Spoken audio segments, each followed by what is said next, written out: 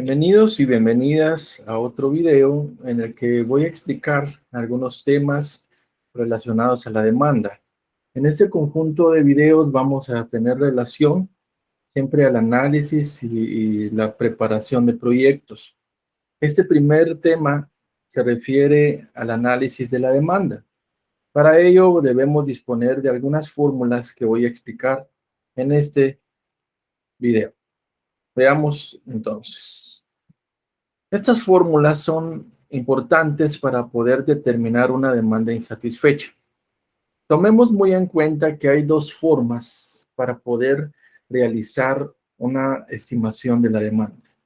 Una de ellas es poder establecer el análisis por medio de un estudio de mercado.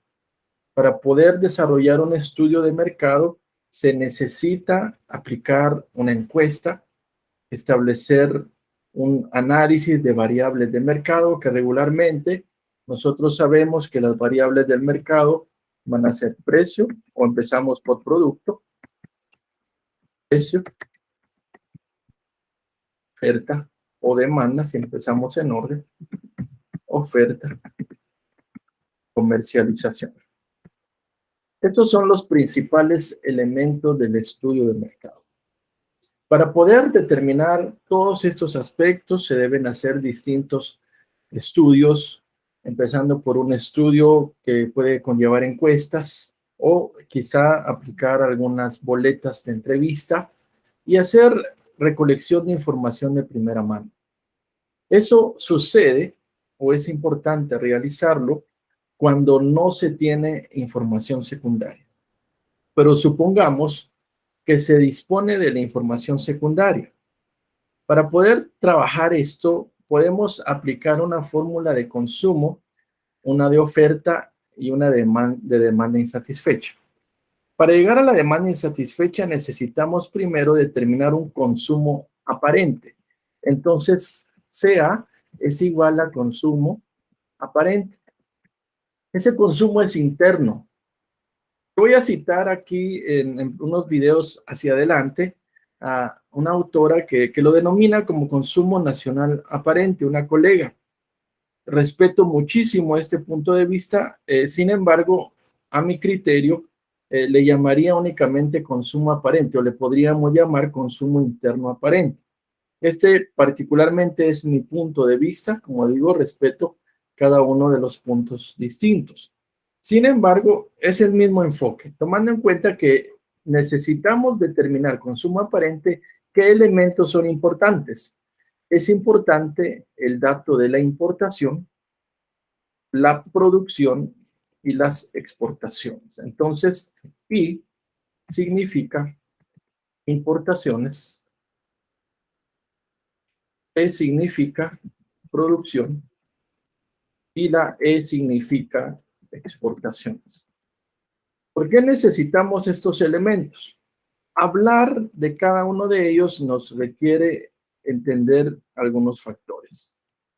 Recuérdense que estamos enfocando todo un tema de mercado. Por tal razón, las importaciones van a ser siempre todos aquellos productos que se traen hacia un país, que se hacen, que se toman como una adquisición de fuentes externas de otros países y que va a suplir la necesidad de consumo. La producción representa todo lo que se elabora de ciertos bienes o productos dentro de una región, dentro de una ubicación en particular, un país específico, todos los elementos que se elaboran. La producción define una cantidad que se puede elaborar directamente en esa ubicación de mercado. Por tal razón, esta producción no siempre suple todas las necesidades que hay de la demanda o del consumo. Consumo es equivalente a demanda. Entonces, de lo que se produce, gran parte o una de las partes se exporta por tratados, por acuerdos, por el tipo de inversión que se hizo en ese tipo de producción. Entonces, parte de ello se va del país, por eso se resta. Y como el consumo tiende a ser en muchas ocasiones alto, lo que no se puede poner a disposición interna se trae de fuera. Entonces, el consumo aparente viene a determinar lo que internamente se requiere, teniendo en cuenta lo que ingresa, lo que internamente se produce y lo que sale del país. Esto entonces es a nivel país o a nivel región.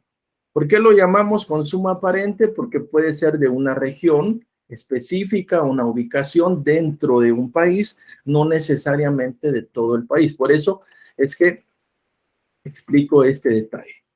Cuando ya se tiene el consumo aparente, se analiza la oferta total. ¿Qué es esta oferta total? La oferta total está conformada por la capacidad del oferente menos las exportaciones.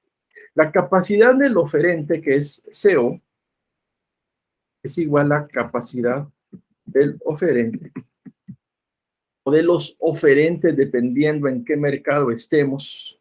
Necesitamos entonces saber que los oferentes van a ser todos aquellos competidores de cierta ubicación, de cierta región, de cierto país, que ponen a disposición del mercado. Esa capacidad se refiere al máximo que un oferente puede colocar en el mercado. Entonces, hablando de ello, vamos a ver, por ejemplo, qué significa ese máximo que se puede poner a disposición del mercado. Voy a quitar esto de acá, si ustedes ya lo fueron tomando en cuenta.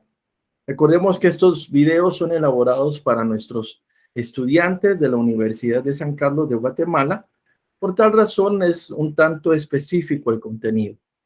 Por ejemplo, si nosotros pensáramos en una producción X, fueran 1000 productos, tomemos solo como referencia. Y si esta producción estuviera, por ejemplo, a un 80%, podríamos decir que este no es el máximo porque está a un nivel específico. Hablar de ello establece que el nivel de producción determina, por así decirlo, un movimiento regular.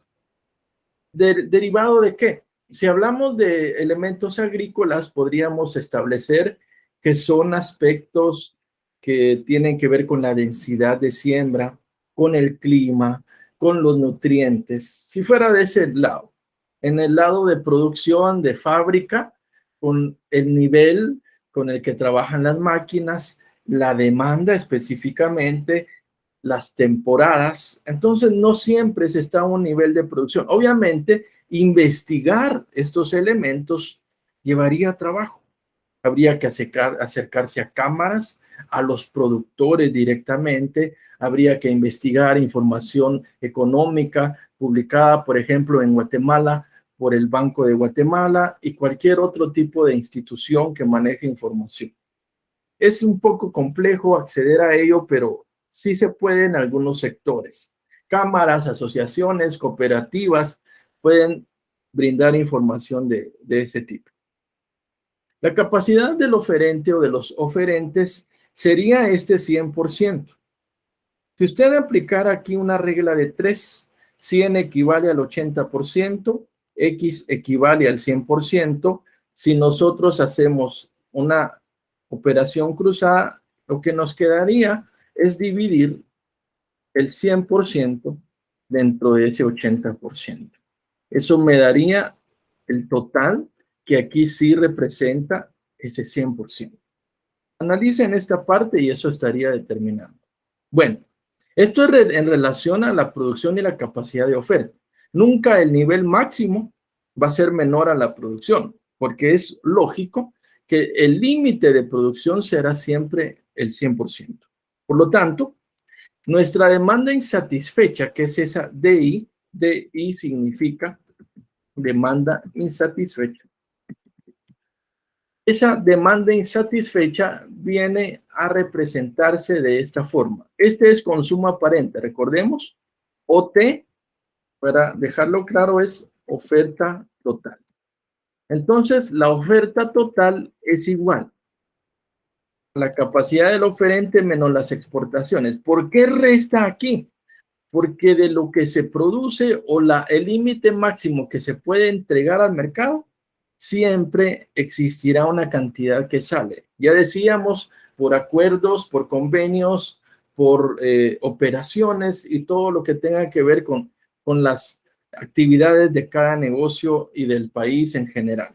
Por lo tanto, la demanda insatisfecha es igual al consumo aparente menos la oferta total. Entonces, esto es algo importante que nosotros podamos definir. Cuando ya se ha tomado la base de la demanda insatisfecha, vamos a hablar de algo importante que se llama participación de mercado. ¿Y qué es la participación de mercado? Si tuviéramos, por ejemplo, una demanda insatisfecha de 6,000, pensemos. Si tuviéramos 6,000 unidades que están insatisfechas en cierta región, en cierta ubicación, podemos tener tres escenarios en donde podría obtenerse una participación de mercado o cuota de mercado. Entonces, la oferta, perdón, el nivel optimista representaría, por ejemplo, una parte del máximo que pudiera ofrecer sobre esta base el mercado. Por ejemplo, podríamos decir que en nivel optimista, eso significa la O, podríamos poner a disposición del mercado quizá 900 unidades, pensemos en eso, que representarían un 15% de ese mercado.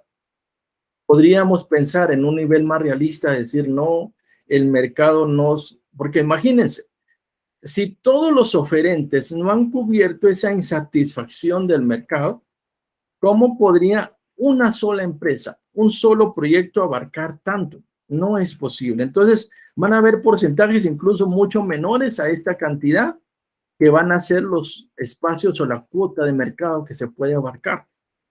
El otro es el escenario realista.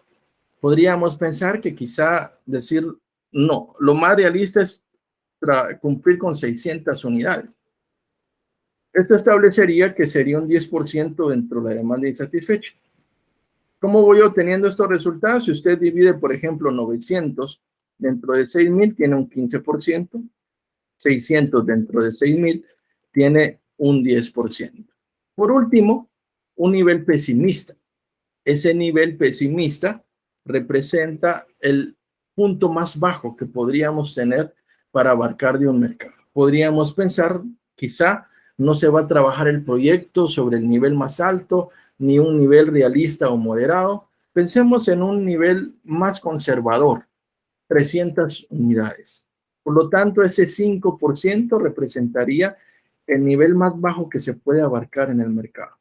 Entonces, una parte de este análisis es obtener los datos para poder aplicar estas fórmulas, determinar una demanda insatisfecha dentro de la cual se trabajará una participación de mercado.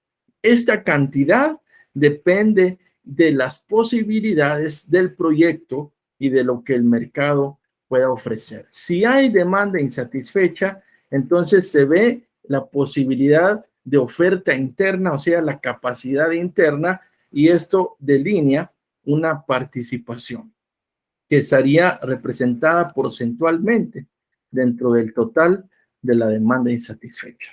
Analicen, tomen en cuenta esto y en un video posterior vamos a desarrollar un ejemplo.